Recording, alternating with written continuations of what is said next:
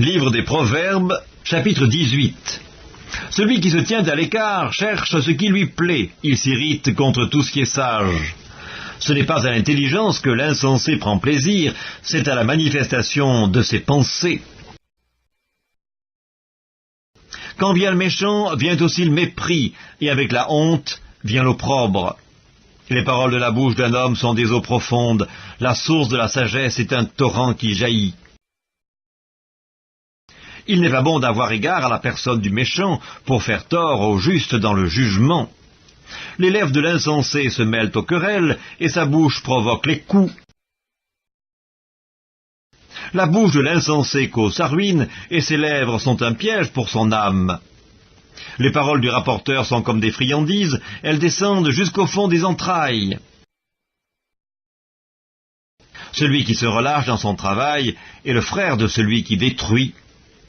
Le nom de l'Éternel est une tour forte, le juste s'y réfugie et se trouve en sûreté. La fortune est pour le riche une ville forte, dans son imagination c'est une haute muraille.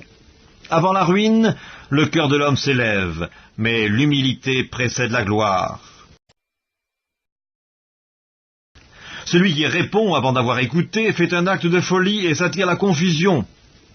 L'esprit de l'homme le soutient dans la maladie, mais l'esprit abattu, qui le relèvera? Un cœur intelligent acquiert la science, et l'oreille des sages cherche la science. Les présents d'un homme lui élargissent la voie et lui donnent accès auprès des grands. Le premier qui parle dans sa cause paraît juste, vient sa partie adverse et on l'examine. Le sort fait cesser les contestations et décide entre les puissants. Des frères sont plus intraitables qu'une ville forte, et leurs querelles sont comme les verrous d'un palais. C'est du fruit de sa bouche que l'homme rassasie son corps, c'est du produit de ses lèvres qu'il se rassasie. La mort et la vie sont au pouvoir de la langue, quiconque l'aime en mangera les fruits. Celui qui trouve une femme trouve le bonheur, c'est une grâce qu'il obtient de l'Éternel.